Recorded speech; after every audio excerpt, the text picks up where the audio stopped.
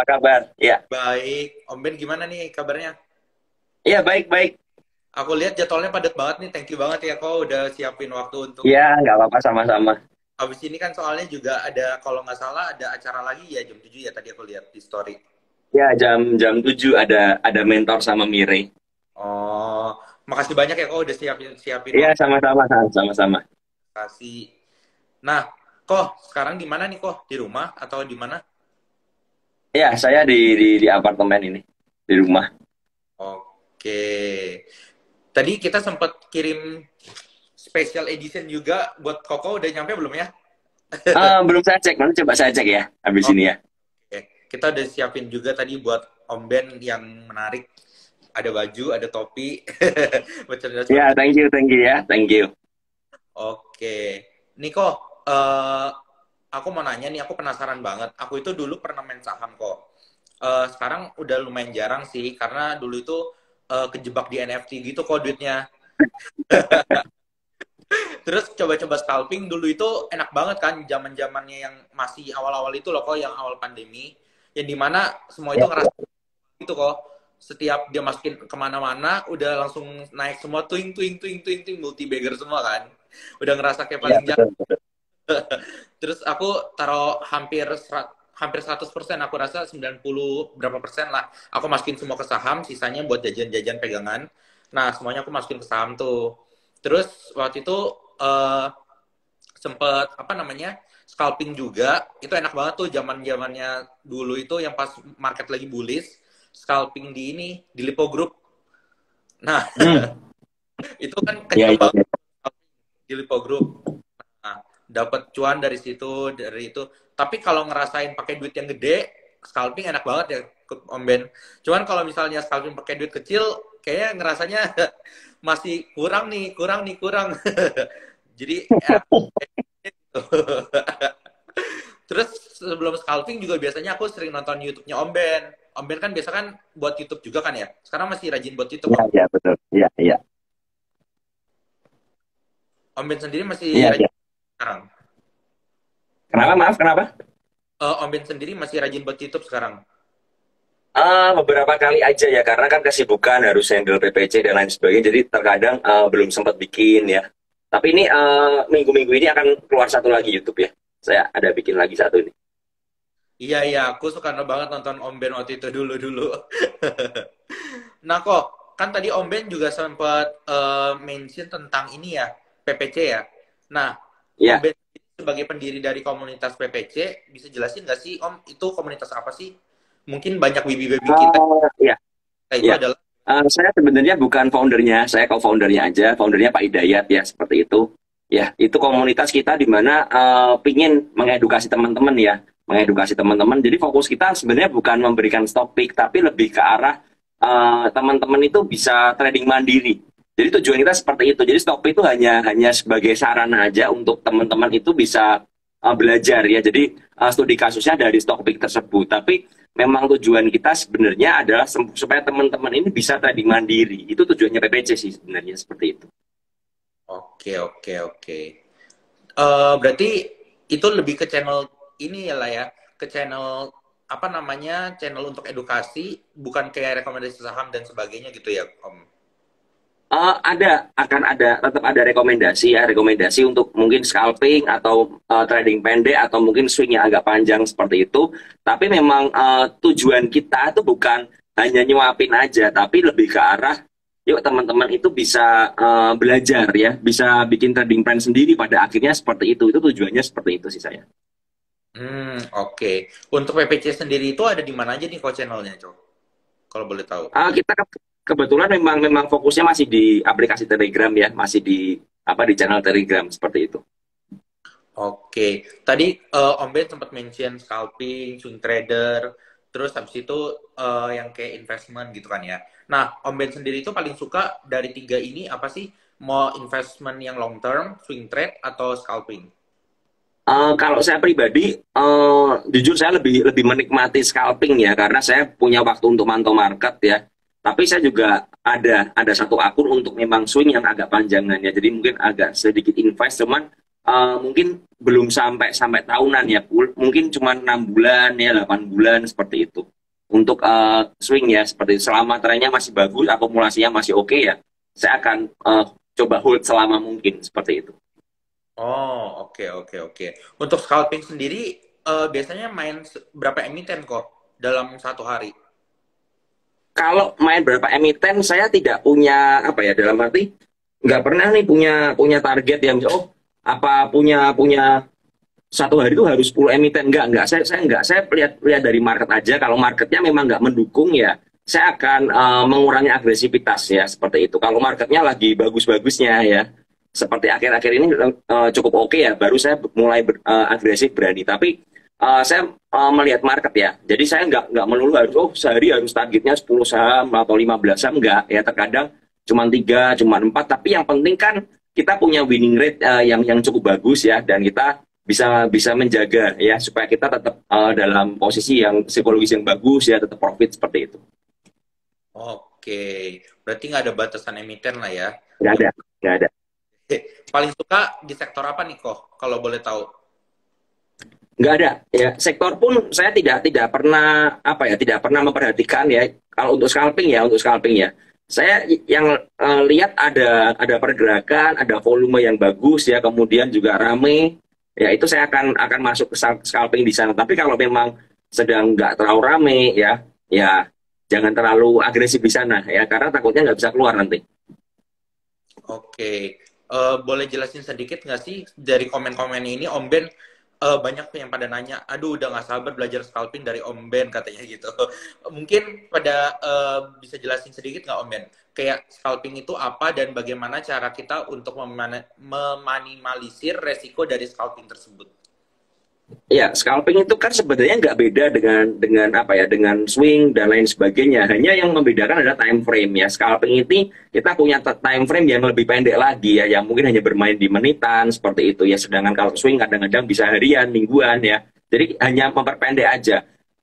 Cara menganalisanya juga sama, prinsipnya sama, di mana kita harus mengerti supportnya di mana, trennya bagaimana, resistnya di mana, harga kita mau buang di mana itu kita harus mengerti ya. Kalau kita udah mengerti dasar-dasarnya seperti itu ya, tinggal kita berlatih aja ya, berlatih ya. Dan saya apa ya, tidak pernah mengajarkan teman-teman untuk kalau ada saham yang bergerak kita kejar enggak ya. Jadi ketika ada saham yang bergerak ya kita masukkan ke dalam pantauan dan kita segera analisa. Ini saham ini trennya bagaimana, arahnya kemana ya supportnya di mana, apakah udah ada sideways-nya atau belum, atau memang lagi naik kenceng ya. Kalau memang lagi naik kenceng, nggak ada area support yang kita bisa lihat ya, kita nggak bisa menganalisa ya, maka saya biasanya nggak akan masuk di saham tersebut ya, meskipun sahamnya rally. Karena apa? Karena saya nggak memiliki dasar kenapa saya harus masuk dan di mana saya harus masuk. Ya itu yang membuat apa ya? Saya mungkin nggak scalping di banyak saham, tapi at least winning rate saya cukup tinggi sehingga apa? Sehingga portofolio saya bertumbuh. Kan target kita kan seperti itu ya. Ya, Kita betul. mau scalping, mau swing, mau invest, targetnya adalah pertumbuhan portofolio. Ya kan, pertumbuhan modal kita. Ya kan, jadi bukan banyak-banyakan persen dan lain sebagainya enggak, tapi lebih banyak ke konsisten bertumbuh ya, supaya tujuan kita adalah mengembangkan modal yang kita punya. Kan seperti itu. Oke, menarik banget nih Om Ben. Om Ben, kalau misalnya kita lagi scalping, itu biasanya scalping itu kan sama aja kayak kita lagi jaga lilin ya Om Ben ya. Jadi nggak boleh kayak bangun dari bangku, nggak bisa kencing juga, harus benar-benar fokus gitu kan. Nah, dari Om Ben sendiri itu ada nggak kayak, oh kita harus jaga lihat atasnya aja atau lihat bawahnya aja. Kayak misalnya, oh kita lihat atasnya, oh pokoknya kita fokus harus nyentuh titik di TP segini. Atau misalnya lihat bawah batasan bawahnya, kalau dia lagi turun segini, udah harus cut loss atau kayak gimana Om Ben? Ya, kalau saya seperti ini, kalau saya lebih ke arah misal kita menemukan sebuah saham yang sedang bergerak ya, atau sedang ada volume ya, bid overnya bagus, sedang ramai ditransaksikan, saya akan melihat area resistnya di mana. Misal ya, contoh sekarang sahamnya berada di area 103, 104 ya. Saya lihat oh resistnya di 110-an, ya kan. Kemudian ada area support ya di area 100 kan seperti itu. Nah, saya berarti kan memang saya lihat oh berarti batasan saya di 100, resistnya tuh di 110. Artinya apa? Saya menghindari membeli saham tersebut di dekat-dekat 110 karena itu dekat dengan area resist ya. Dan ketika memang sahamnya tiba-tiba bergerak naik ya ke 105, 106 kemudian terkoreksi ke 104, 103, dan kemudian kuat, nah itu menjadi area buy saya di situ. Area buy saya seperti itu ya.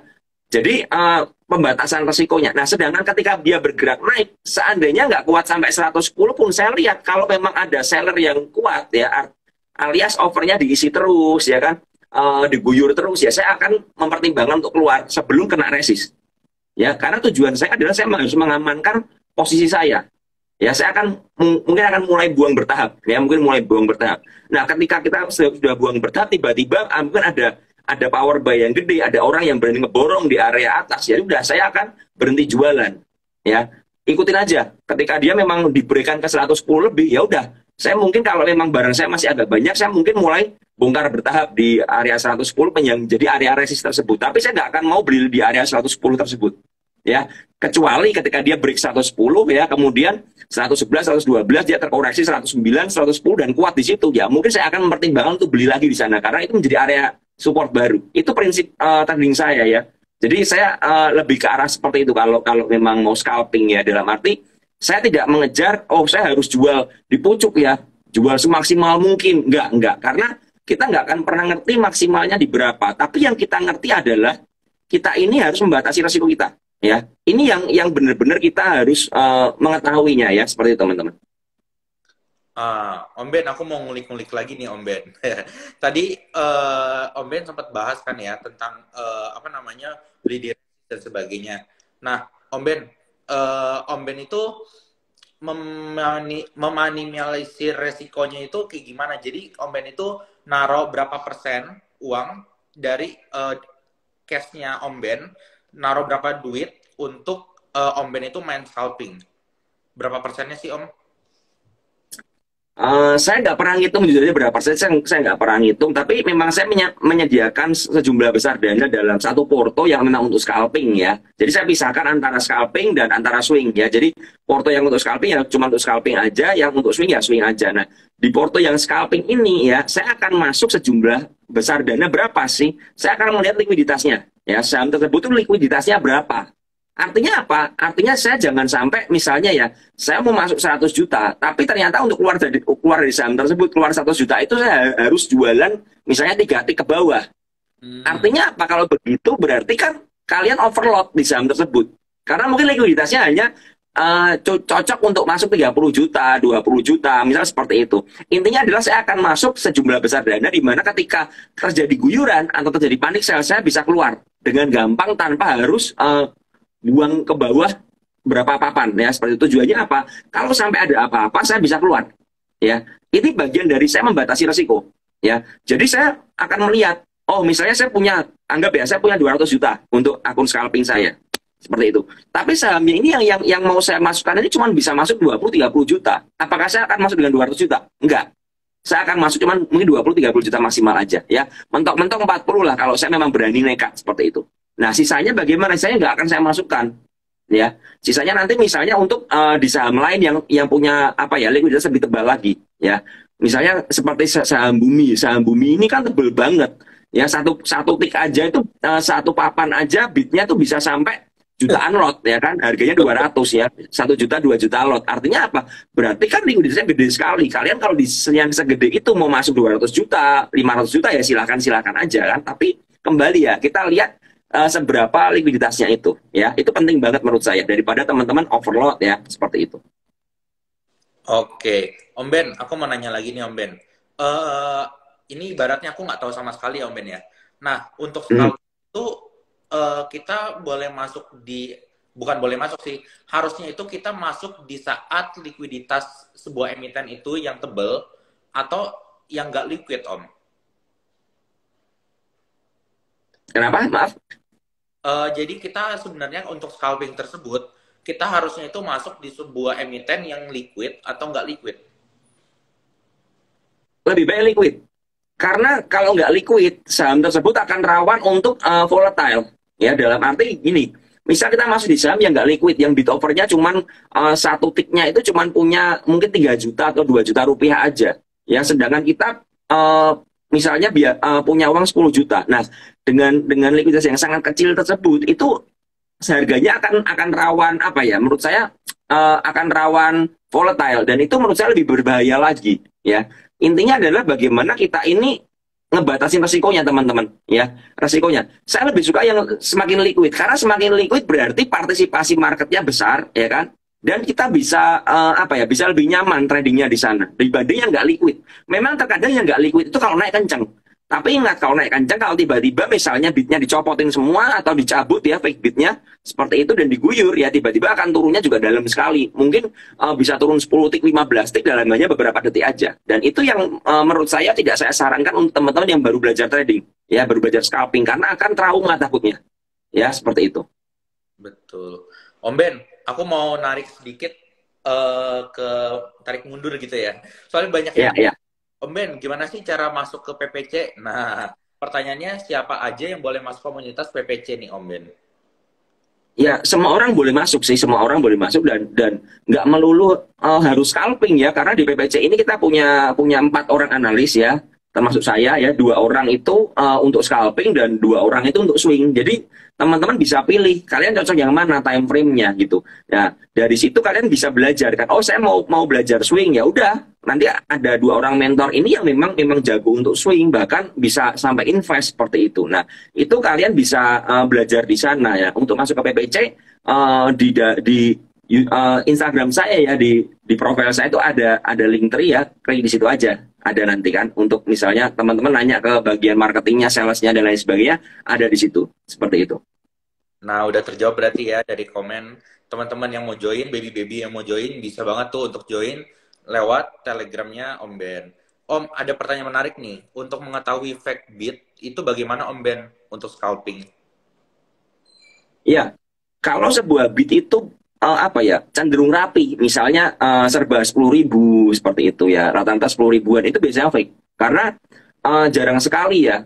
Biasanya bid itu misalnya ya di puluhan ribu begitu ya, biasanya ada yang 15.000, 12.000, kemudian 11.000. Terus kita harus lihat frekuensinya juga ya. Jadi dari frekuensi antriannya itu ada berapa. Semakin sedikit tuh berarti semakin apa ya, semakin banyak ganjilan bid palsunya ya. Dan beberapa sekuritas itu bisa melihat ya di dalam jam bursa ya, kayak pakai Valburi itu kita bisa lihat ya, kita bisa lihat oh ternyata di dalam antrian misalnya di harga 100 itu kita bisa breakdown berapa, ada apa aja sih ya. Oh ternyata ini ada nih lot yang sama misalnya 7.000-an semua, di harga 100 ada 7.000, di harga 99 ada 7.000, berarti itu memang apa ya, ganjelannya di situ ya. Atau kadang-kadang 10.000, 20.000 itu ganjelannya. Nah, kita biasanya menghitung ganjelannya, kita hilangin semua, dan itu adalah likuiditas aslinya ya.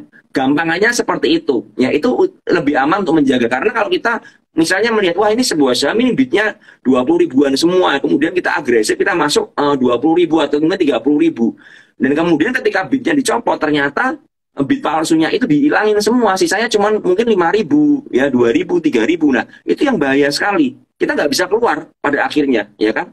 Kita akan panik sell, panik kan, bitnya cuma ribuan, kita punya 30.000, gimana keluarnya, sedangkan diguyur ke bawah. Nah, itu yang memang harus dipertimbangkan ya teman-teman. Makanya tadi saya bilang saya akan masuk ke dalam sebuah saham sejumlah likuiditas yang paling aman ya, seperti itu. Oke, Om Ben sendiri kalau masuk entry ke dalam sebuah emiten untuk scalping, itu bertahap atau langsung satu kali 100% all in gitu, Om? Lebih baik bertahap ya, lebih baik bertahap. Tujuannya apa? Jadi kita punya apa ya, psikologis yang lebih aman. Kalau kita udah all in di satu harga ya, nanti harganya goyang dikit kita akan panik, waduh ini gimana nih, ini gimana nih.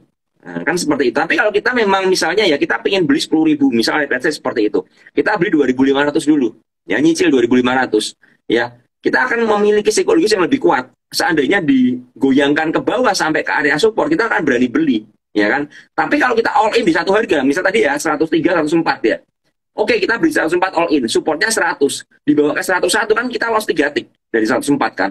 Nah kita akan goyang, aduh ini cut loss gak ya, cut loss gak ya. Kok udah gede resikonya ya, udah 3%, kemudian kita buang ya, dan kemudian mantul biasanya karena kita buang di area support ya. Tapi kalau kita coba kita belinya 2.500 dulu ya, di 104 turun 103 beli lagi, 102 beli lagi, kita akan punya psikologis yang lebih tenang.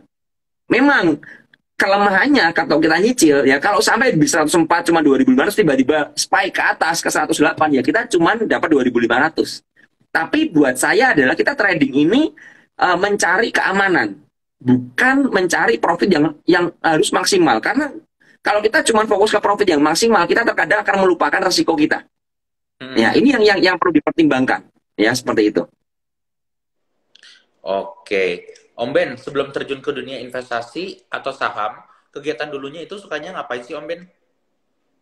Saya dulu tour guide. Apa? Saya dulu tour guide, tour guide. Oh, tour guide. Wih, seru nih Ya, kayaknya. Biasa kalau tour guide itu ada nyambung-nyambungnya sama keuangan juga kan ya Om Ben? nggak ada hubungannya. Bener-bener nggak ada hubungannya.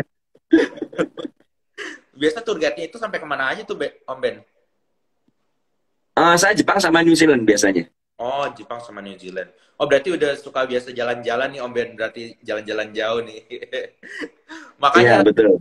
jalan-jalan murah ya. Ya, itu kan Instagram tour saya yang lama dulu. Oh, gitu. Oh, asal mulanya. Nah, Om Ben, mulai invest saham itu kapan dan siapa yang ngajakin sih Om Ben? Saya tuh tahun 2017 ya, saya diajakin teman baik saya ya, diajakin ya, awalnya sih sungkan karena kan diajakin melulu kan, akhirnya ya udahlah ikut karena diajakin dia kan, teman baik saya. Terus tapi yang membuat saya memutuskan untuk berani berani masuk ke dalam trading adalah karena waktu itu dia ngajakin, kemudian dia juga memberikan satu komunitas untuk belajar ya. Jadi waktu itu saya tertarik karena apa? Karena saya juga ada yang guru untuk belajar. Ya, jadi kalau saya harus belajar sendiri, saya mungkin nggak akan berani. Ya, karena tahun 2017 tuh apa ya, mulai investasi bukan tidak seperti sekarang ya, nggak ada Instagram Live seperti ini, itu belum ada. Ya, dulu itu masih nggak ada ya, paling YouTube itu pun jarang kan. Jadi memang benar-benar minim literasi dan edukasi kan seperti itu. Makanya saya berani gara-gara ya diajakin dan plus dikasih tempat untuk belajarnya. Ya, itu yang membuat saya akhirnya ya udah saya belajar seperti itu. Oke, menarik banget. Dan kalau untuk scalping sendiri, Om Ben itu belajarnya dari mana? Apakah dari buku otodidak atau ada yang mentorin sih Om? Ya, awalnya sih saya belajar otodidak, tapi saya kan memang memang belajar pertama di PPC ya sama Pak Hidayat seperti itu. Ya, jadi saya belajar di PPC waktu itu tahun 2018 bulan Maret kalau nggak salah saya masuk ke PPC ya, saya belajar di situ dan ternyata memang saya menikmati ritme yang seperti itu. Jadi memang ternyata saya itu lebih cocok untuk trading yang model scalping daripada nge-swing karena dulu saya berpikir dana yang saya pakai untuk trading itu nggak banyak, kecil ya. Jadi kecil cuman mungkin 10 juta, 20 juta. Nah, kalau saya harus harus nge-swing masuk ke saham-saham big caps, pertanyaan saya eh, bagaimana dana saya ini bisa berkembang gitu loh. Karena kan kenaikannya juga lamban kan. Ditambah waktu itu tahun 2018 IHSG-nya sedang terkoreksi. Kalau kita main nge-swing di saat IHSG-nya turun, otomatis banyak kena cut loss-nya daripada kena profitnya. Nah, dari situ saya melihat loh kok ada saham-saham yang tiap hari bergerak 10%, 20% setiap hari, bahkan 35% ya arahnya waktu itu. Nah, saya tertarik loh, ini saham apa? Nah, saya mulai belajar, saya memperhatikan di situ dan ya memang awalnya susah sekali gitu loh. Dan saya 2 tahun nggak pernah profit sebenarnya, tapi saya mungkinan kalau teman-teman saya aja itu yang di PPC itu bisa profit, kenapa saya nggak bisa profit? Berarti kan yang salah bukan PPC-nya, yang salah mungkin saya nggak bisa ngikutin ritme, atau saya yang nggak ngerti caranya. Nah, di situ saya mulai belajar dan belajar setiap hari, seperti itu. Betul Om Ben, aku juga setuju. Aku lebih sukanya scalping karena kita apa ya, kalau memang orang awam, retail-retail kecil, kita biasanya kan cuma dengar rumor-rumor atau isu-isu aja dari masyarakat atau dari berita tentang kayak around story gitu kan Om Ben. Karena saham itu kan biasanya Ya, kalau misalnya dia ada story atau isu-isu yang berjalan gitu, ada kepentingan lah di belakangnya. Nah, kalau misalnya kita scalping, kita memungkinkan untuk sehari itu bisa dapat di atas 10% itu bisa banget ya Om Ben. ya, Nah, Om betul betul banget. eh aku mau nanya lagi nih. Kalau misalnya Om Ben itu beli saham, nah kriteria apa yang layaknya untuk masuk watchlist-nya dari Om Ben? Eh Kalau saya beli saham kriterianya yang ideal saham tersebut harus memiliki tren yang jelas.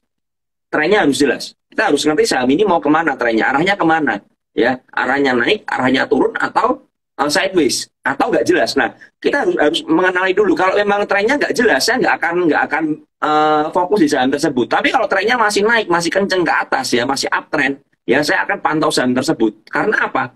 Sebuah saham yang uptrend itu potensi kita untuk menang itu banyak ya. Win rate kita di situ bakal tinggi karena apa? Banyak orang yang mau beli saham tersebut. Sedangkan saham downtrend yang sahamnya sedang turun atau lagi sedang distribusi dari market maker, ya otomatis yang jual lebih banyak, ya chance kita untuk menang kecil. Karena apa? Potensi turun lebih gede. Nah, ini yang membuat saya apa ya?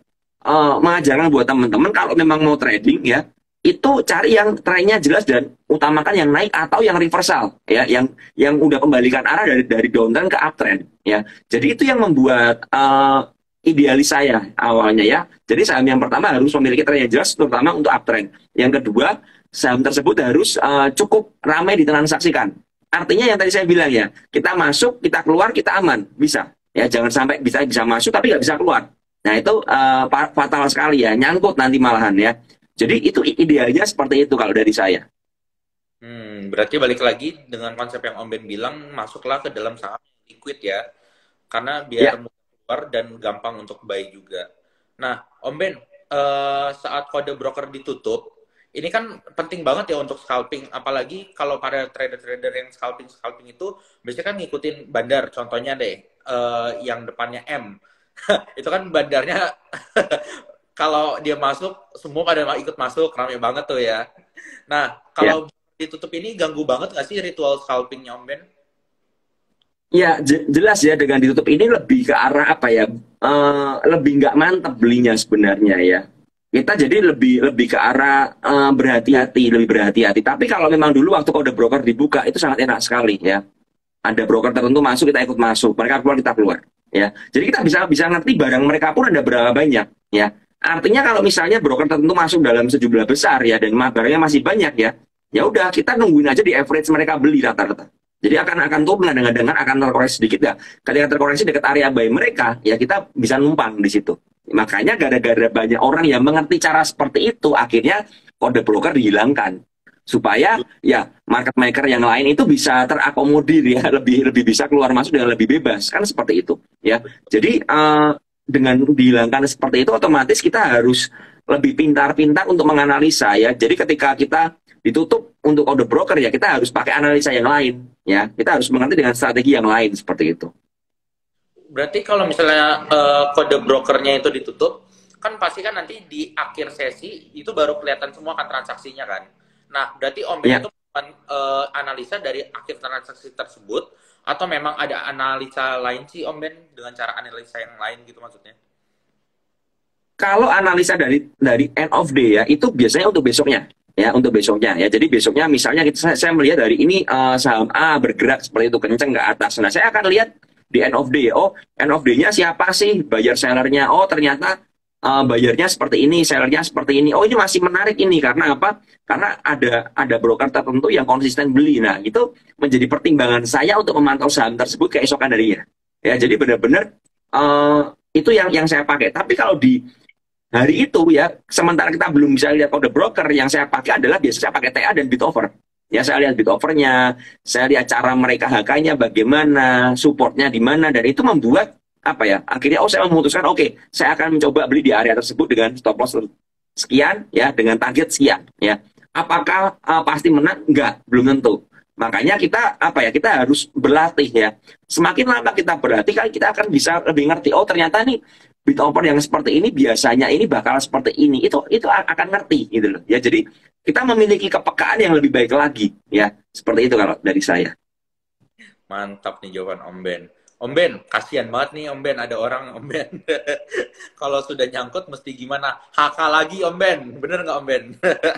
Ya kalau sudah nyangkut, kalau nggak mau harganya turun, caranya cuma satu, top up dan HK terus ke atas. Nah, permasalahannya kan kita kan nggak bisa seperti itu, ya kan? Permasalahannya kita bukan orang yang punya dana gede seperti itu ya. Kalau nggak mau cut loss, nggak mau harganya turun, gampang sebenarnya HK aja terus ke atas kan. Tapi kan dana kita terbatas. Makanya kenapa saya bilang cut loss itu penting gitu loh. Karena apa? Karena kita punya dana itu nggak tidak unlimited, dana kita terbatas. Karena dengan dana yang terbatas itu makanya kita harus pintar-pintar untuk melindungi aset kita. ya. Jangan sampai kita akhirnya nyangkut di barang mati ya, yang turun terus ya, yang seperti saya bikin konten kemarin, saya pernah saham SWAT, saham SWAT ya, saya beli di dekat IPO, setelah IPO di harga 481 ya. Karena ketidakdisiplinan saya dan saya terus berharap dia bakal mantul ya suatu saat ya, selama setahun lebih ya, setahun mungkin setahun lebih 6 bulan kalau nggak salah waktu itu saya lupa. Nah, saham itu turun ke harga 80-an. Ya, saya itu posisi cut loss ya saya udah tunjukkan ke teman-teman kan yang di feed saya. Saya itu cut loss itu minus 84%. Ya. Uang saya berarti hilang 50 juta. Ya, saya masuk 1.224 lot ya, 60 jutaan atau 59 something ya. Saya kehilangan 50 juta.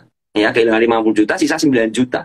Itu kesalahan saya ya, karena apa, saya nggak disiplin. Saya masih berharap sahamnya akan naik. Seandainya waktu itu saya tega ya, dia ketika turun masih minus mungkin 20%, 10%, saya cut dulu di situ ya.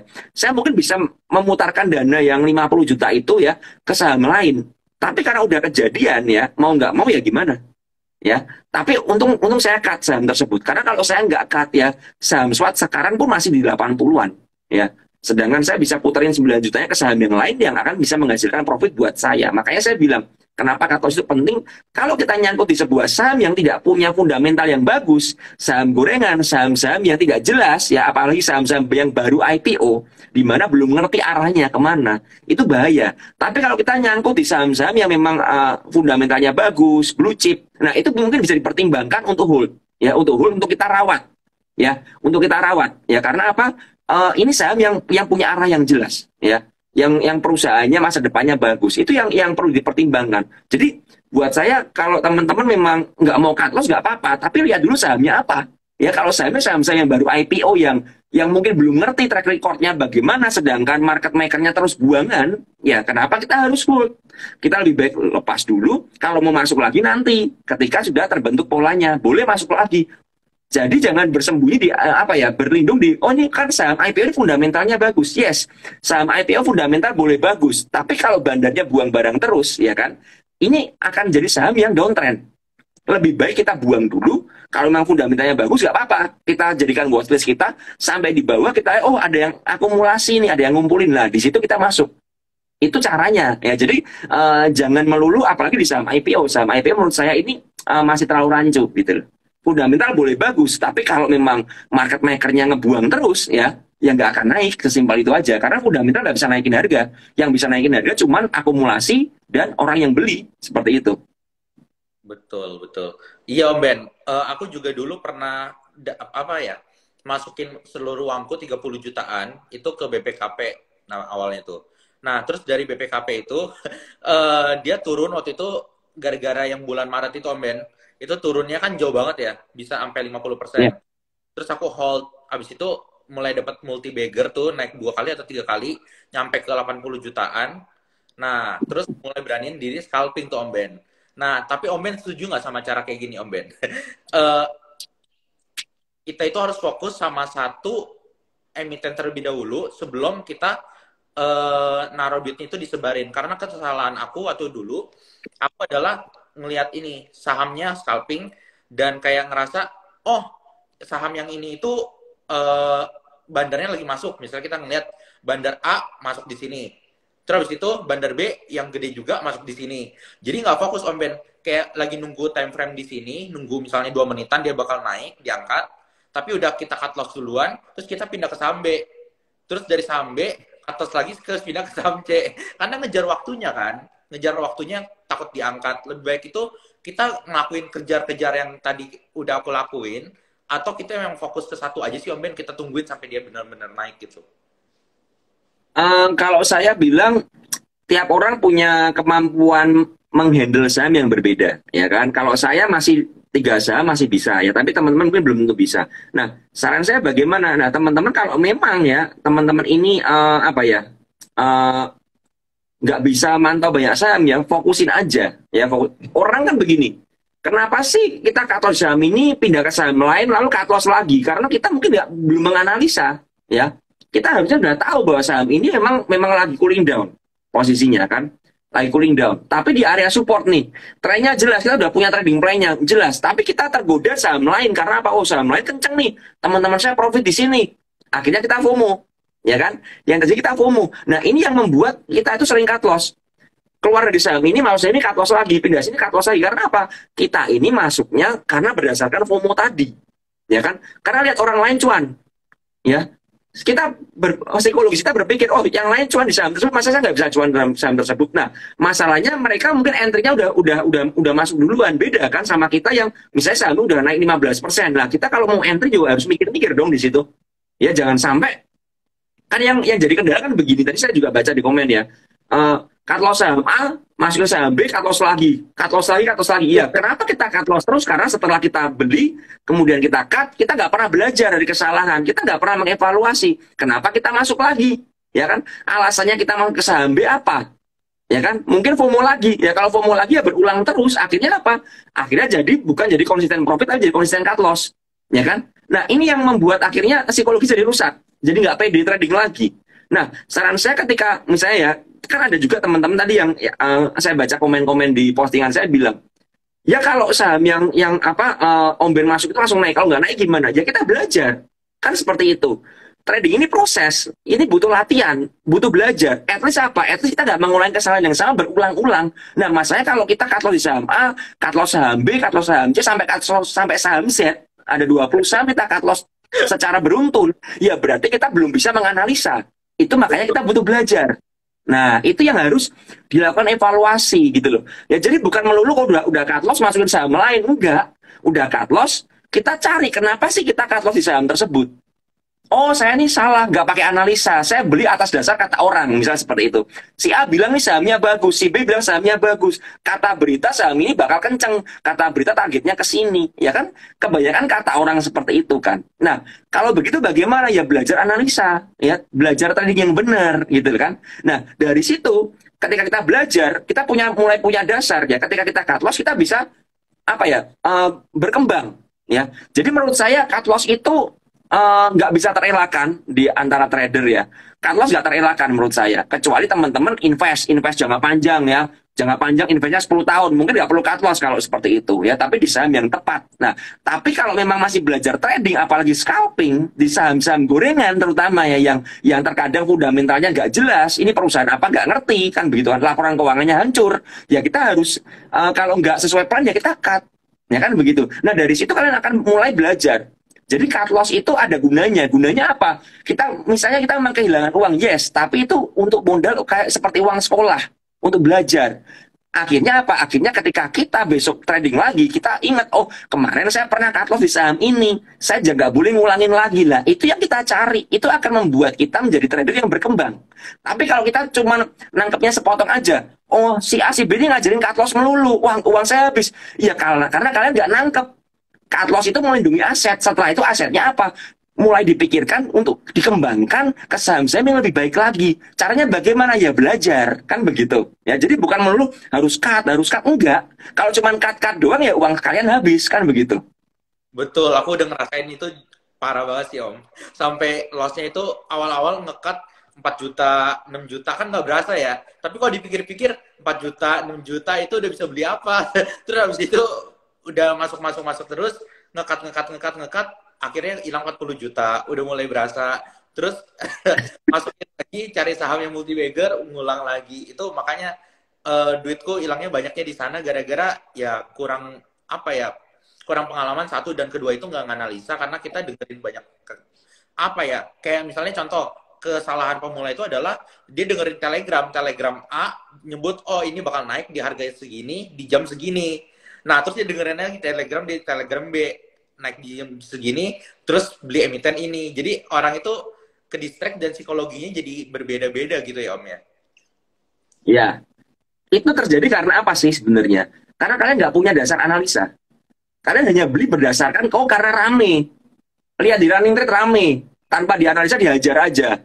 Ternyata setelah kalian beli longsor, kalian cut ternyata mantul. Ya karena kalian nggak lihat dulu, oh ini areanya di mana belinya sebenarnya. Nah itu yang perlu kita revisi ya, kita evaluasi terus. Kalau caranya begitu terus ya kalian nggak akan pernah profit. Ya mungkin akan sekali dua kali profit karena apa? Karena keberuntungan kan. Tapi kan nggak selalu beruntung kalian. Kan seperti itu. Betul, betul, betul, betul. Om Ben, kalau misalnya toleransi resiko Om Ben itu seberapa besar sih dalam scalping? Toleransi saya, resiko saya kalau ada yang bilang kan scalping itu cut loss-nya 2 tick. Menurut saya enggak gitu. Permasalahannya begini, kalian ngerti nggak area support supply demand-nya saham tersebut di mana dalam time frame tertentu? Misal seperti ini, kalian masuk di 108 atau 103, atau 105. Tadi saya bilang ya, supportnya di 100, ya kan? Resist di 110. Nah, kalian bilang cut loss 2 tick. Kalian masuk di 105, ya kan? Kemudian dia turun 2 tick, 103. Padahal mungkin di 103, 102 itu area area demand, area orang beli. Kalian cut loss di support. Setelah kalian cut loss dia mantul pasti. Itu kan yang sering terjadi kan. Jadi buat saya mengetahui dulu di mana area supportnya, ya kan? Baik secara bid over, baik secara mungkin secara time frame kecil, ya kan? Ada nggak dia bikin sideways? Nah setelah itu ya saya baru menentukan, oh saya akan masuk. Misalnya saya menemukan 100 area supportnya, saya akan cut ketika di 98. Area beli saya bagaimana? Ya saya akan nyicil terus ke bawah. Kalau 105 saya rasa 5 tick terlalu jauh buat saya, tapi saya tertarik dengan saham tersebut, ya saya mungkin beli kecil aja. Misalnya saya mau beli 1000 lot, saya baru masuk mungkin 100 lot dulu. Kan seperti itu. Ya, Ya. jadi kita harus mengerti, bukan melulu cuma 2 tick, 3 tick, enggak. Yes, 2 tick, 3 tick. Kalau apa? Kalau dana kalian gede sekali. Itu bisa. Kalau kalian bisa mempengaruhi psikologis market dengan uang yang puluhan miliar, itu mungkin bisa. Kalian melakukan cut loss kalian 1 tick, 2 tick. Tapi kalau duit kalian, mohon maaf ya, mungkin belum besar, ya nggak bisa begitu. Kalian harus lebih cerdas lagi. Karena dengan uang besar, kalian mungkin bisa pasang di uang di bid kan, ngeganjel bid kasarannya, sehingga mempengaruhi psikologis market gitu loh. Nah, kalau uangnya gede, ya 1 tick 2 tick TP berasa banget. Coba bayangkan misalnya ya, kalian punya uang 10 miliar aja, ya kalian keluar 2 tick ya, 2 tick atau ya 1%, 2% lah, 1%, 2% dari 10 miliar berapa? Kan banyak. Tapi kalau kita cuma punya uang 5 juta atau mungkin 1 juta, 1%-nya cuma dapat berapa? Ya kan? Ini kan logikanya kan seperti ini ya. Jadi ketika ada orang yang mengajarkan sesuatu, kalian harus melihat dana orang itu berapa. Itu yang pertama. Dan yang kedua, apakah itu cocok diimplementasikan buat trading saya dan dana saya. Ya. Nah, itu yang membuat kita jadi trader yang dewasa. Bukan melulu tiap ada orang yang ngajarin A, ada orang ngajarin B, ngajarin C, ditabrak-tabrakin semua. Ya, diadu. Kan yang terjadi sekarang seperti ini kan, diadu kan. Si A bilang gini, si A bilang harus cut loss, si B bilang tim anti cut loss, tadi diadu kan nggak seperti itu. Makanya saya bilang kan di postingan saya nggak akan cut loss kalau ada 4 poin kan, saya nulis gitu kan. Nah itu yang jadi apa bahan untuk kita itu evaluasi diri ya. Jadi saya juga meluruskan, saya nulis seperti itu bukan karena saya berseberangan dengan si A, si B, si C, enggak. Saya nggak peduli dengan mereka. Yang saya pedulikan adalah bagaimana trading plan saya ini, saya sebagai edukator, saya mengajarkan ke follower saya. Kalau kalian cocok silahkan pakai, nggak cocok lebih cocok pakai si A, si B, si C ya pakai orang lain. Kan nggak perlu apa ya, nggak perlu selalu diadu. Jadi setiap kali saya posting itu bukan berarti saya mengkritisi orang lain, enggak. Tapi saya mencoba menunjukkan dari sudut pandang yang berbeda. Ya pembahasannya sama soal cut loss, tapi sudut pandang saya ya kan. Dan kembali lagi ya teman-teman, ketika saya bilang saya mengajarkan cut loss, saya itu juga cut loss ya. Dan saya bikin story juga hari ini saya ada cut loss juga. Nah itu yang saya ajarkan karena apa? Ketika saya mengajarkan apa yang saya alami ya, itu kalian lebih bisa menangkap. Beda kalau orang itu ngajarin tapi nggak pernah ngalamin ya kan, dia hanya secara teorikal aja kan seperti itu. Mantap sekali Om Ben. Tuh komennya langsung cut loss tertinggi Om Ben berapa persen ya? Pada Kalau penasaran. tertinggi yang tadi, yang minus 84% secara persen ya, itu kalau tertinggi. Wow. Om Ben, kita ngomong nih ya, teknik scalping ini cocok buat trader pemula atau enggak? Nah, kita klasifikasiin 2 trader pemula. Satu itu orang tua yang udah punya anak, dan satu atau yang udah punya tanggungan lah istilahnya Om Ben. Satu lagi adalah pelajar atau mahasiswa yang masih umurnya sekitar 17 sampai 20-an. Nah, apakah masuk? Sorry, kedengeran nggak ya Om Ben? Iya, iya, iya. Gimana? Ketika dua-dua ini, maksudnya dari klasifikasi orang yang punya tanggungan besar dan mahasiswa ini masuk, apakah dua-duanya bisa ikutin metode scalping Atau lebih baik itu mereka itu belajar investasi terlebih dahulu yang kayak investasi long term dan kayak sleeping investor dan sebagainya. Tergantung, tergantung begini, profil resikonya bagaimana. Kalau ada orang yang memang, contohnya tender A ya, orang yang sudah berumur, tapi memiliki dana yang besar, dananya besar, ya, dananya besar dan dia tidak punya waktu mantau market. Otomatis apa? Otomatis ya belajarnya, tradingnya juga jangan scalping, ya karena kalau sudah deg-degan dong, kalau scalping melulu ya udah tua, deg-degan malah repot kan, jantungnya nggak kuat bisa copot kan. Nah, makanya belajarnya apa? Belajarnya mungkin invest secara fundamental ya, beli, simpen, hold. Bisa, tapi kalau biasanya anak-anak muda ya mahasiswa yang adrenalinnya masih tinggi kan, wah masih semangat-semangatnya dan punya banyak waktu senggang. Nah, itu silakan untuk belajar scalping. Jadi, saya tidak mengkritisi juga, oh aliran sleeping investor ini jelek, ini lebih banyak dapat duit dari scalping. Enggak, tergantung ya, tergantung. Saya bilang macam-macam tergantung. Ada juga seorang scalper yang dananya besar ya, dari kecil jadi besar. Ada juga orang sleeping investor dari kecil jadi besar. Bisa. Semua itu kan perjalanan masing-masing orang. Masalahnya kita tuh cocok yang mana? Itu yang perlu kita pertimbangkan. Ya bukan melulu kalau orang ini adalah misalnya saya seorang sleeping investor, ya saya akan ngajarin bagaimana jadi sleeping investor. Kalau saya seorang scalper dan saya berhasil, ya saya akan ngajarin scalper. Jadi seorang scalper kan begitu kan. Nah, tergantung audiens ini bagaimana memilih berdasarkan apa risk profile yang bisa kalian tanggung tadi. Kalian tuh cocok yang mana intinya.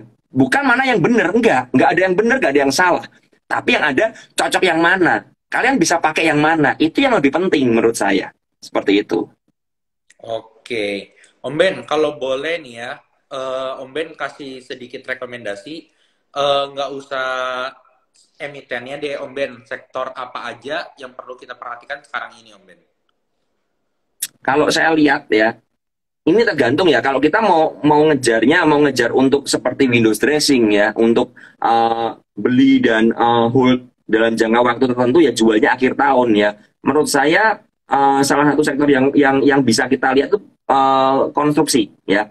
Konstruksi ini udah terlalu lama tidak diperhitungkan ya, tapi menurut saya ini bisa menjadi salah satu kuda hitam di windows dressing ya. Mungkin kenaikannya nggak bisa disamakan dengan saham-saham seperti bumi ya. Jadi ini harus dibedakan lagi ya. Kalau kita sudah ngomong sektor-sektor yang memang market cap-nya gede ya, big caps ya, bukan gorengan ya. Bumi ini gorengan big caps ya memang kan. Jadi berbeda gitu loh. Ya kalau udah model gorengan seperti ini ya, kita nggak bisa mengharapkan return langsung 50%, 100% enggak ya. Mungkin bisa 20-30% bisa dapat lah, tapi untuk jangka waktu tertentu. Tapi kalau memang untuk trading pendek-pendek ya, ya kita lihat aja yang lagi rame apa. Misalnya seperti saham bumi lagi rame, ya kita coba aja cari, oh area entry di mana ya, support resist di mana, resikonya di mana, itu bisa. Jadi menurut saya lebih concern ke sektor yang tertinggal ya seperti itu, tapi ada potensi ya kan. Kalau kita memang lagi mencari yang happening ya, ya memang sektor kayak seperti telco, seperti batu bara itu lagi hot-hotnya, sektor energi seperti itu kan. Tapi jangan lupakan sektor-sektor lain yang memang ketinggalan karena biasanya ya akan ada kejutan, menurut saya seperti itu. Oke, mumpung juga kita udah mau 1 jam nih Om Ben, dan apa namanya, Om Ben juga waktunya sibuk, pasti butuh persiapan untuk nanti ya, untuk live di selanjutnya jam 7. Mungkin ini ada satu pertanyaan terakhir. Pertanyaannya simple aja sih Om Ben. Minta saran dari Om Ben buat trader yang baru mulai terjun ke capital market. Itu aja sih Om Ben. Saran saya, kalian harus mengenali resiko kalian. Itu penting banget ya. Jadi kebanyakan teman-teman yang baru terjun di capital market itu berfokus kepada profit. Jelas ya, karena apa yang ditampilkan di media sosial adalah profit ya kan. Hari ini profit sekian, hari ini profit sekian, ya grup ini pamer nih, saham-saham saya, SP saya profit. Selalu yang di brainwash dalam kita adalah bagaimana kita mendapatkan profit. Tapi seringkali terlupakan bagaimana cara kita mengamankan aset, cara kita melindungi aset, cara kita menjaga psikologis, cara kita menghitung risk profil kita bagaimana. Itu yang terlupakan. Ya, jadi buat teman-teman, bukan saya ini nggak suka profit, saya sangat suka dengan profit, ya kan. Semua orang pinginnya profitnya bertumbuh secara konsisten, tapi pertumbuhan profit itu nggak bisa dilepaskan dari yang namanya resiko, ya kan. Resikonya harus dihitung. Kalau kalian bisa ngitung resikonya, ya, dan kalian bisa menerima resikonya, kalian akan trading dengan perasaan yang lebih tenang, ya. Tapi kalau kalian nggak pernah ngitung resikonya, cuman berfokusnya pada targetnya aja, ketika sahamnya koreksi, sahamnya turun, kalian akan panik. ya, dan itu akan menghancurkan psikologis kalian, ya kan? Udah panik, ya, ajarannya kita harus cut loss, kita cut. Setelah kita cut, sahamnya rebound. Makanya terus kita banyak yang bilang kan, tuh kan ajaran ini, ajaran cut loss ini nggak benar. Saya nih cut loss melulu gara-gara diajarin si A, si B, si C, ya kan? Harusnya tuh saya anti cut loss nih. Padahal penerapannya nggak seperti itu. Cut loss-nya di mana nggak tepat, nggak ngerti cut loss-nya di mana. Karena apa? Nggak ngitung resikonya. Tapi beda orang yang ngitung resikonya. Ya, ada sebuah saham lagi rally dan lain sebagainya, kita ngitung resikonya. Oh, resikonya di sini. Saya berani nih resikonya. Resikonya cuman misalnya resikonya 5%, 7%. Tapi potensialnya saya bisa lihat misalnya 20%. Berarti kan ada risk reward yang sangat menarik kan? Ya 7% banding 20%, ya kan, di atas 1 banding 2. Nah, ini yang menjadikan kita, oh tenang, ya udah, saya akan berani beli, saya akan berani nyicil, ya. Saya akan cut ketika di bawah di support yang saya tentukan ini, ya kan. Nah, dari situ kalian punya trading plan. Akhirnya apa? Akhirnya jadi trader yang semakin bisa belajar, semakin dewasa, nggak melulu ikutan kata orang, nggak melulu ikutan si A, si B, si C, ya kan, nggak terpengaruh dengan media sosial doang, ya, tapi ngerti kita beli karena apa, kita jual karena apa, kita cut loss karena apa. Nah, itu lebih penting menurut saya. Setuju. Terima kasih Lord Omben. Jangan panggil saya Lord, no. Nggak boleh ya, nggak boleh ya. Saya tidak suka dipanggil seperti itu. Oke, oke. Makasih Omben. Soalnya dari tadi baca di komen pada manggilnya Lord semua nih Omben. No, no, no, no, no. Saya juga masih belajar banyak ya. Jadi saya ketika saya membuat sebuah konten, saya menunjukkan sesuatu, bukan berarti saya apa pinter, tapi saya cuma ingin membagikan apa yang saya alamin, apa yang sudah saya terima kepada teman-teman. Sesimpel itu aja. Jadi kita belajar bareng-bareng lah ya, seperti itu. Terima kasih Om Ben untuk waktunya. Bibi semuanya bebas investor atau followersnya Om Ben. Nah, tadi kan masih ada belum yang follow untuk telegramnya Om Ben kan ya? Boleh nanti di chat langsung ke bio linknya atau ke telegramnya sendiri, PPC. Nah, dan juga follow bebas investasi di bawah ini untuk bisa kita nanti ngobrol-ngobrol untuk pembicara selanjutnya. Atau mungkin Om Ben bisa datang kedua kalinya untuk jadi pembicara kita di sini kalau Om Ben berkenan. Terima kasih banyak Om Ben untuk waktunya hari ini. Boleh, boleh, boleh, boleh. Siap, siap. Oke Om Ben, aku close dulu ya. Terima kasih semuanya yang sudah menonton. Yuk, dah. Bye, thank you ya.